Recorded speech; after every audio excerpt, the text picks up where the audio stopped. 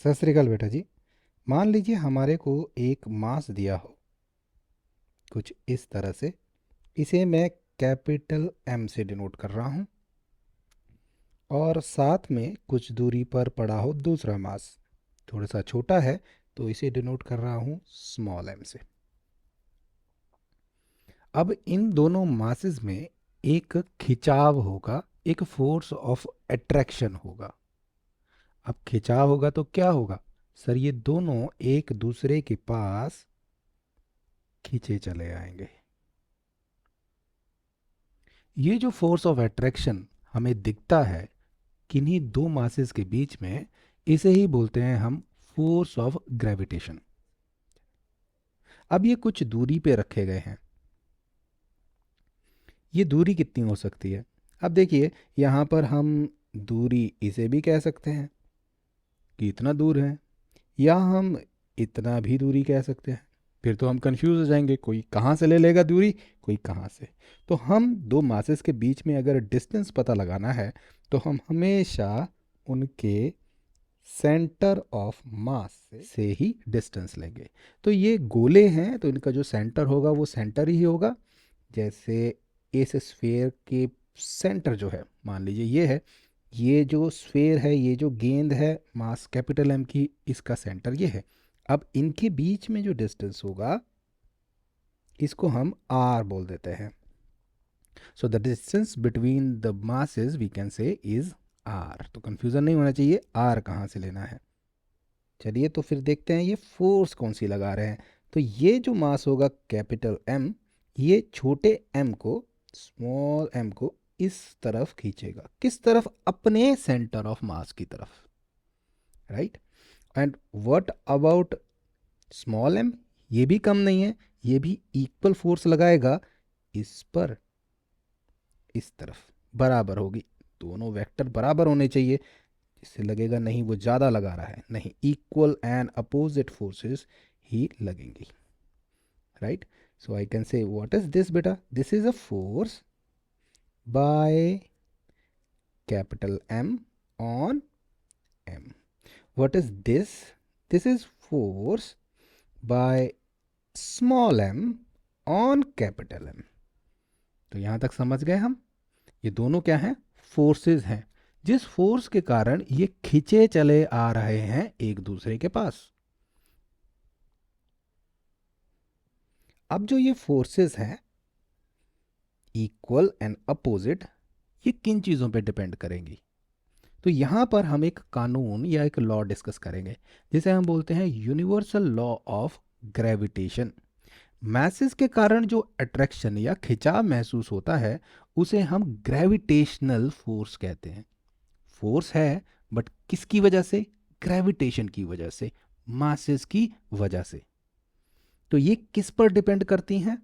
अगर हम देखें, ये फोर्स डिपेंड करेगी, चाहे कोई भी ले लीजिए। हम फोर्स के मैग्नीट्यूड की बात कर रहे हैं तो दोनों फोर्सेस बराबर हैं, चाहे लेफ्ट साइड वाली ले लीजिए चाहे राइट साइड वाली। सिर्फ वैल्यू या मैग्नीट्यूड की बात कर रहे हैं, तो वो डायरेक्टली प्रोपोर्शनल होती है इन दोनों के मास के गुणा के, product of mass 1 and mass 2, जो भी हो। अगर ये 10 kg होगा, दूसरा 20, तो 10 इंटू 20 कर देंगे। ठीक है, पहली बात होगी, डिपेंड करेगा गुणा क्या होगी दोनों मासेस पे, उस पर डिपेंड करेगी कि खिंचाव कितना होगा या ग्रेविटेशनल फोर्स कितना होगा। सेकंड चीज, ये एक और चीज पर डिपेंड करती है। ये डिपेंड करेगी कि दोनों के बीच में डिस्टेंस कितना है। और सिंपल नहीं, देखिए, आर का स्क्वायर के हिसाब से। फोर्स डिपेंड करेगी कि दोनों मासेस का प्रोडक्ट क्या है, और जो डिस्टेंस है उनके बीच में वो कितना है, उसका हमें स्क्वायर करना पड़ेगा। आर स्क्वायर के हिसाब से वो क्षीण या कमज़ोर होती जाएगी। ठीक है, तो हमने दोनों बातों को एक ही फॉर्मूले में लिख लिया। Now if you want to open this sign, अगर हमें प्रोपोर्शनैलिटी नहीं चाहिए सर, हमें तो इक्वल टू चाहिए, हमें एक इक्वेशन चाहिए, तो हम क्या करेंगे, यहाँ पर एक कांस्टेंट लिख देंगे जो बहुत ही इंपॉर्टेंट है। जिसे हम लिखते हैं कैपिटल जी से। होगा क्या? Gravitational constant. जी बोल क्या रहा है भाई? जी से ही स्टार्ट होता है ना ग्रेविटेशन। तो ग्रेविटेशनल कांस्टेंट। अब हमें इक्वेशन मिल चुकी है।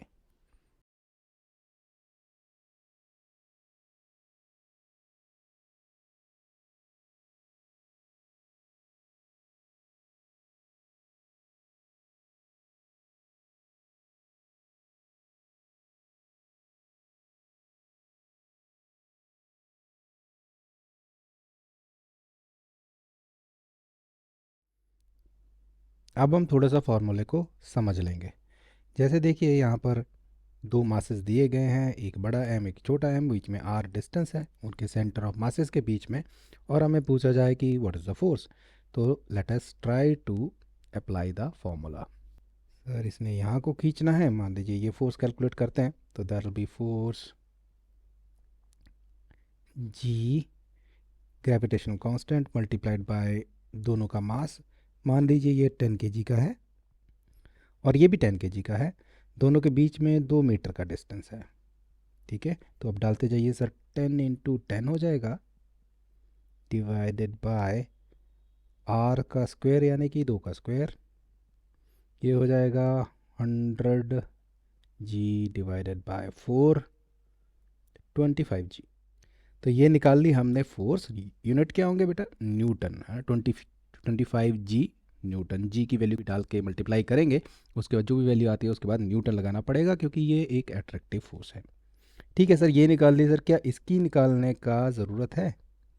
क्या इसका मैग्नीट्यूड अलग होगा? नहीं, वो भी 25 g ही होगा। चलिए अब हम क्या करते हैं, यहाँ पर 10 kg ले लेते हैं और यहाँ पर ले लेते हैं हम 20 kg, बढ़ा देते हैं इस मास को।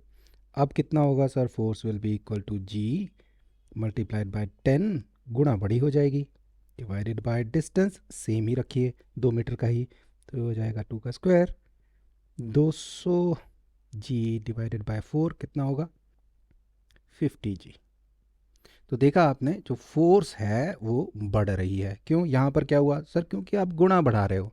पर मैं बोलूँगा डिस्टेंस तो सेम है। हाँ, डिस्टेंस सेम हो, बट आपने मास तो किया ना, 10 का 20 कर दिया एक, तो गुणा बड़ी हो जाएगी। पहले गुणा आ रही थी 100 की, अब गुणा हो जाएगी 200 की, तो फ़र्क पड़ जाएगा। ठीक है, let me understand the third case now. अब हम क्या करते हैं, यहाँ पर 100 kg का ले लेते हैं मास, और दूसरी तरफ 1 kg का मास रखते हैं।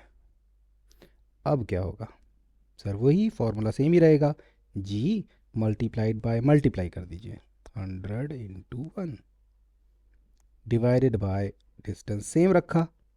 चलिए ये कितना आ जाएगा सर? 100 g डिवाइडेड बाय 4, अरे सर 25 g। पर मैं बोलूँगा ये तो आपने पहले निकाला था, देखो यहाँ पे निकाला था ना 25 g, वो तो 10-10 kg के बीच में था, और यहाँ पर तो 100 kg और 1 kg है, पर फोर्सेस सेम आ रही है। क्यों? क्योंकि याद रखिए, एक मास पर डिपेंड नहीं करेगा, गुणा पे डिपेंड करेगा। अगर 100 किलो है और 1 किलो है, मल्टीप्लाई होके 100 ही देगा। अगर 10 किलो है और यहाँ भी 10 किलो है, मल्टीप्लाई होके ये भी 100 देगा। तो अगर हम डिस्टेंस सेम रखें तो इन दोनों केसेस में, चाहे मास अलग अलग हैं, फोर्सेस सेम ही फील होगी।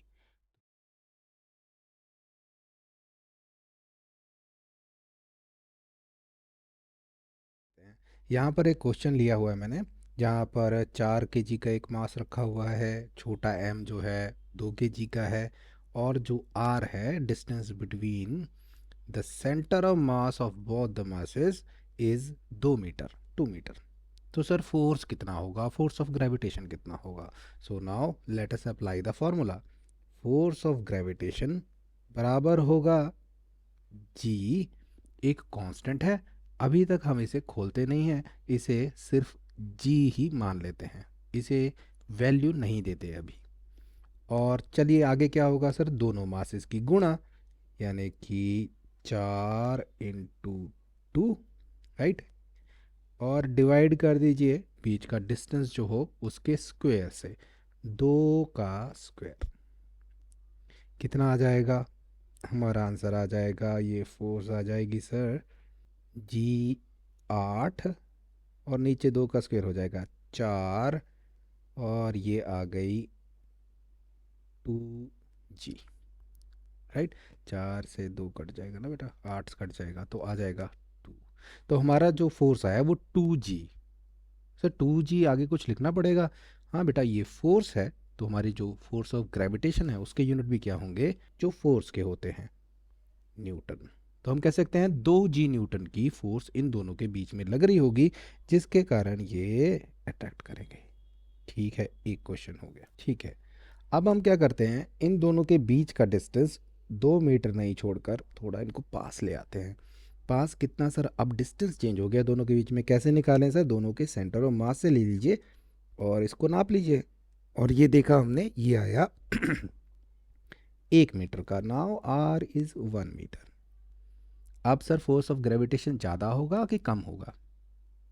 देखते हैं, फॉर्मूले से निकाल लेते हैं। फोर्स होगा सर जी, दोनों मासेस का गुणा, जो आ जाएगा 8, नीचे आ जाएगा सर जो डिस्टेंस है उसका स्क्वायर कर दीजिए, तो 1 का स्क्वायर कर देते हैं, ये आ जाएगा हमारा 8g, है ना। g8 भी बोल सकते हैं या 8g, ऐसे ही बोल रहा हूँ।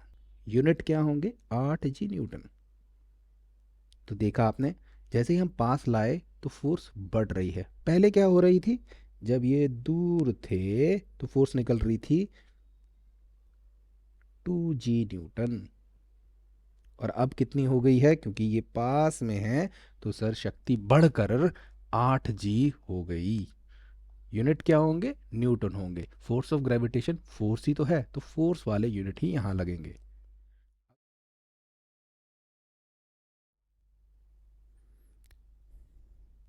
अब थोड़ी सी करेक्शन कर लेते हैं अपने जो सवाल हैं उनमें। देखिए, मैंने यहाँ पर 2 गोले दिखाए थे, फिर उनको बताया कि वो अट्रैक्ट करेंगे और फिर वो मूव होते दिखे। अब ये मूव होते दिखेंगे या नहीं दिखेंगे, ये आप प्रैक्टिकली बता सकते हैं। फॉर एग्जांपल, अगर मैं बोलूँ 4 किलो की कोई चीज़ रख दो और साथ में रख दो 2 मीटर पे 2 kg, आपने देखा है उनको वो पास आते हैं?